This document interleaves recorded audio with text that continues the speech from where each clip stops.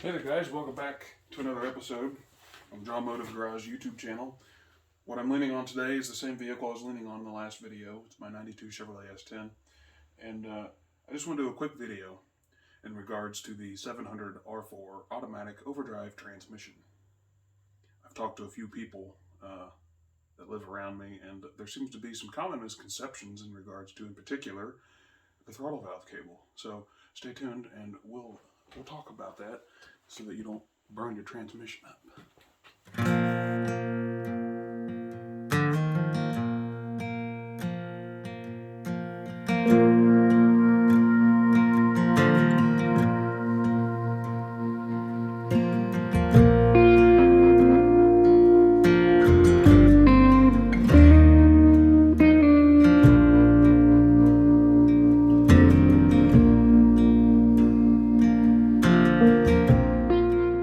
On a vehicle that has a 700 R4 from the factory has a throttle valve cable. And let me just stick this right here so that it blinds me. And let me get my adjustable ring so I can take the air cleaner off. This should be big enough to get that off there. Yeah. Just do that whole twirl. No, it's still snug. Yeah, nope. Yeah, there it is. Let me tell you why there's a misconception about this cable. We'll start with that. Yeah, lay there. Apparently I need a oil cap. Oil cap's gone. That's a problem. Okay, well, anyway. Let me see if I can get the light into a better spot. I need to get a better light. This thing's really inconvenient. Here's the throttle cable. And then down here, this one here, that's the throttle valve cable. That goes to the transmission. Now, it seems to me that the misconstrued information is stemming from people who are familiar with the Turbo 400s and the Turbo 350s. Because on those transmissions, the cable that hooked to the throttle was called a kickdown cable. It didn't modulate line pressure. That was done via a vacuum line. There's no vacuum line that goes down to a 700 ever. If you find one, then it's not a 700 R4. But this literally just tells the transmission what the engine's doing. And the theory is the more throttle you give it, the more torque you're asking for, the more power you need.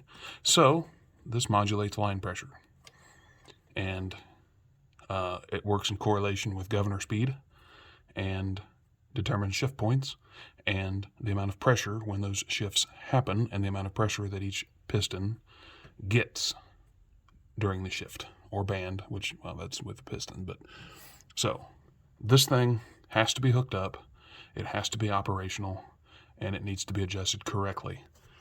Now, GM has a method of doing that, and I don't see it. It's on the bottom, but on the cable itself where it hooks into the bracket, there's a little button you gotta push, and then you zip the throttle cable all the way in, and then with the engine off, you go into the vehicle and depress the throttle pedal, and it'll zzz and set itself into adjustment, and you should be good to go. And then, just like every other automatic, make sure it's full of transmission fluid. This vehicle here has a sweet, custom, professionally installed tranny cooler right there. And lines that are just clamped onto the factory lines, and they seep fluid out all over the place. And I was driving this vehicle on a regular highway doing about 55, and I come up on a little hill and I could feel it starting to slip, and I thought, great, 700 R4, it's slipping. But I lucked out.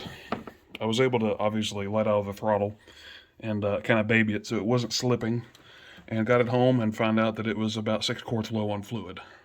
So make sure she's full of fluid, and when you check your fluid, start the engine, run it through the gears nice and slow, and if you don't have somebody to help you or tire chock, then put it in neutral or park, and then check the fluid with the engine running. I've seen guys. I've sold vehicles to guys who check transmission fluid. Maybe they were just looking for the condition of the fluid, not the level. But they just pull that dipstick out, look at it, sniff it, and kind of frown and stick it back in. So, yeah, that's another thing. 700 R4s are famous for being complete and total garbage. They're not a very tough transmission, but GM used that design for 30 plus years. And oh, that's another thing. I've heard people say that they have a 4L60E and swear up and down it's a 4L60E.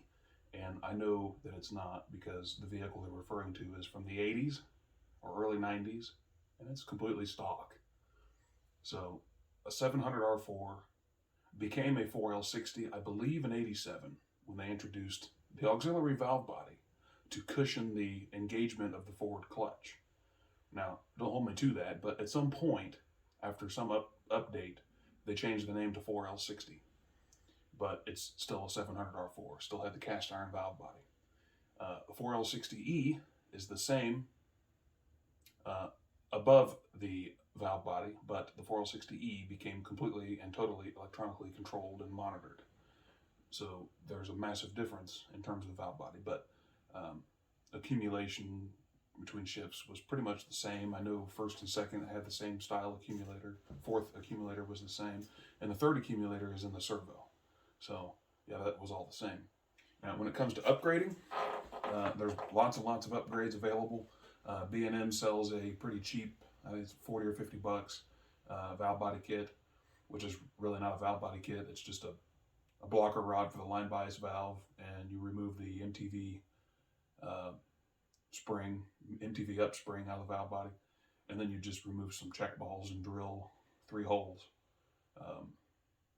and change the pressure regulator spring of the pump. That's it.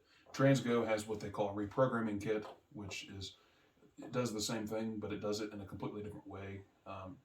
B&M's kit is very crude, if you want to put a word to it, and Transgo's is just recalibrating the hydraulic schematic circuitry so that it shifts differently and acts differently. So the Transgo kit, they call it HD 2-3, and it's got multiple different settings you could use, like street, and then street strip, and then race, and then there's a full manual option where it blocks off the governor, and it will shift into any gear at any speed no matter what you do, and just put the shifter in that gear, and that's what gear it goes in. And I don't think it's reversible. I don't think that's, no, I know it's not reversible because you've got to drill some holes in the valve body. So also the boost valve in the pump, you can upgrade the size of the boost valve, and you can also a relatively easy upgrade would be the 2.4 servo, and they call it a Corvette servo, but you can get on Amazon, get one of those for like 10 bucks. Comes with seals. Pop the servo out, change the piston in the sleeve, and you can also adjust the third accumulator while you're in there, and then you put it back together, and that gives you a better 1-2 shift, better 2-3 shift, and 3-4 shift. In my opinion, is way too soft. It's a small ratio change, and obviously, you're really never hard on the throttle ever when you go in from third to fourth.